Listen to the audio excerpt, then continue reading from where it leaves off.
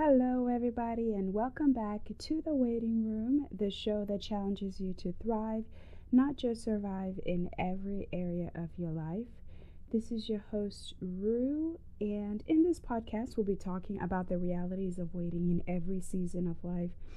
How we wait is more important than the wait itself, so waiting well is what matters.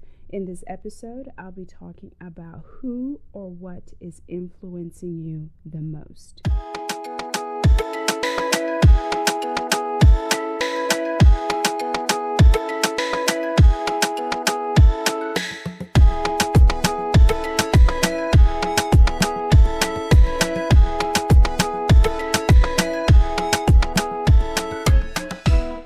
So, in the last episode, I talked about where our identity comes from, who defines us, and where we get our worth. This episode, I'm going to be talking about our influences because that also plays a big part on where we get our identity from.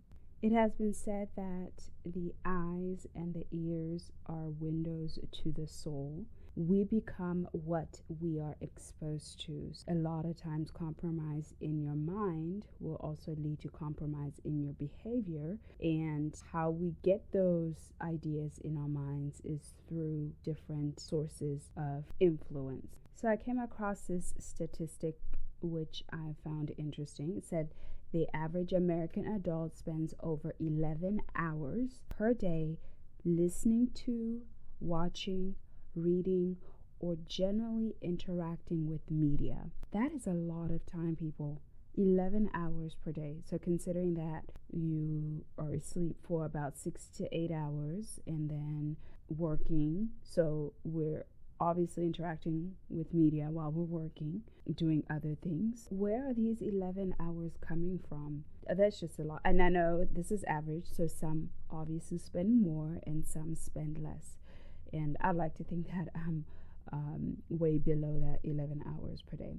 So I know there are a lot of avenues or channels in our lives where we allow ourselves to be influenced with their movies. What kind of movies do you watch on a regular basis?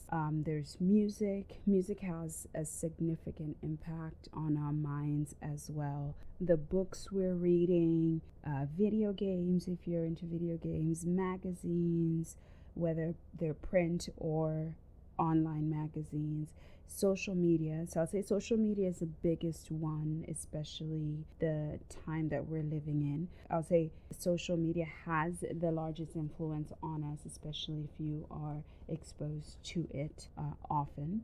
And it affects your everyday choices, where you shop, where you travel to, because we are going by what our peers are doing. We're comparing ourselves to other people. And without even realizing it, subconsciously, we feel the need to almost compete with other people because of what we see on social media. So those are just a few. There are a lot more sources of influence. I'm sure you could name a few more. So the problem is the type of media we're exposed to.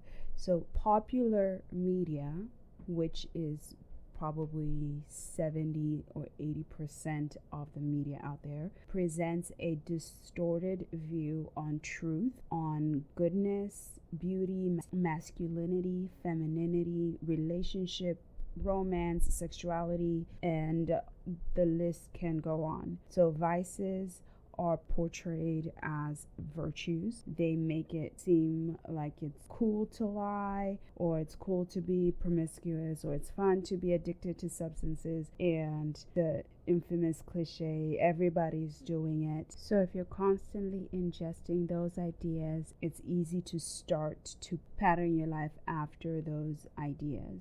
We can't be mentally ingesting a filthy diet and think that it won't affect us. So just like you can't eat garbage, you can't eat fast food all day every day and not have it take a toll on your body, you cannot constantly consume filthy media whether it's music you're listening to, books you're reading, and not have it affect your inner being, affect how you think, how you behave. It's important to know what you believe in first, and to be grounded in your beliefs and know what you agree with and what you disagree with as far as your intake of media.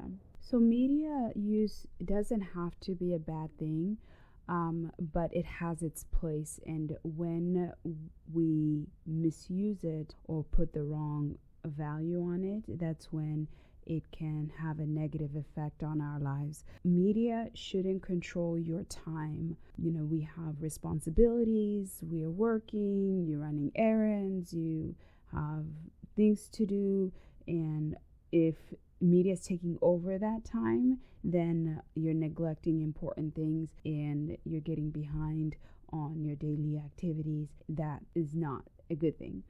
Media shouldn't affect your mood. So there's so much news, a lot of negative media. I would say there's probably more negative media than there is positive media. I know personally, I don't really watch or listen to a lot of news because I know that it can affect my mood. If you constantly are reading about the negativity in the world and this person did this to the other person, and it sometimes is a bit too much. Media shouldn't affect your mood. If it is, then it probably needs to go. Media should not be a source of temptation. Like I said, there's a lot of nonsense out there, and if you find yourself compromising morally or just struggling with media, then it should go. Media should not be a source of validation either. There's so many people out there looking for attention, seeking validation, because their personal relationships are lacking that, and they just want approval from anybody. They don't care who it is. It could be a stranger halfway across the world. So media should not be a place where you should get your worth and where you need to be told by some stranger how awesome, wonderful, spectacular you are. Media shouldn't get in the way of you building real life relationships with people. It's easy to build a false connection with somebody you're not talking to directly. You're just communicating via text. You create this image in your head of what kind of person that is, when in reality they might be different, and you end up not connecting genuinely with the actual people in your lives. So media should not replace your real relationships. And so if you find yourself in a place where you are noticing that media has sort of taken over your life, or it does affect your mood, or it's a source of temptation and you're kind of using it incorrectly, there are practical ways to reduce media exposure. For example, you could set a timer on your phone. My phone, and I know plenty other phones have like a well-being app, or just like an app where you can time your media usage. So you can actually set a timer to remind you to get off that specific app, or to tell you how long you've been on that app, and remind you or suggest that you close the app for a little while. I would also say dedicate time each day or each week to a screen-free hobby. So not everything has to be on a computer or on a screen or on your phone. Go out for a run, start a crafting hobby, gardening, anything. And there's so many options out there. Just something that you can separate yourself from your screen, separate yourself from outside influences, media, music, news constantly telling you what to think and what to believe. Also, another big one would be not bring your phone to the dinner table. Use that time to interact with the people in your life. And if you are single, then use that time to just think. Let your mind think for itself and process the day, reflect. If you have most of your meals alone, and you don't have to be on your phone all the time. Another suggestion would be leave your phone outside of the bedroom. So at night, just leave it on the charger in the other room, the living room, the kitchen, where it's not in your bedroom. And this is also going to affect your sleep as well, because the more exposure you have to blue light, the harder it is for you to fall asleep. And if you are on your phone in bed, you are not allowing your body to release the melatonin it needs to fall asleep, and then you have a hard time falling asleep. Then that results in a hard time waking up, and you have this unhealthy sleep cycle, poor sleep hygiene. So just keep the phone out of the bedroom, or you can even give yourself a curfew and say, I'm not going to touch my phone after this hour or before this hour. If none of that is helping, deleting some apps. Like, honestly, like if you look at the grand scheme of things, we really don't need all this exposure to media. We don't need to be constantly stimulated. So deleting the account altogether will probably be a good step. I know it's easier said than done, and for some of you listeners, you pretty much live on social media, but that should be kind of like a gauge. Like, if you cannot part with it, that should be concerning to you. I think it would be to me. I've done that. I've deleted some apps in the past. I used to have a couple social media sites, and I got rid of those, and I haven't had them in years. I recently had to create a new social media account for this podcast, trying to learn the platform and everything, but I'm finding myself spending more time on it than I would like to.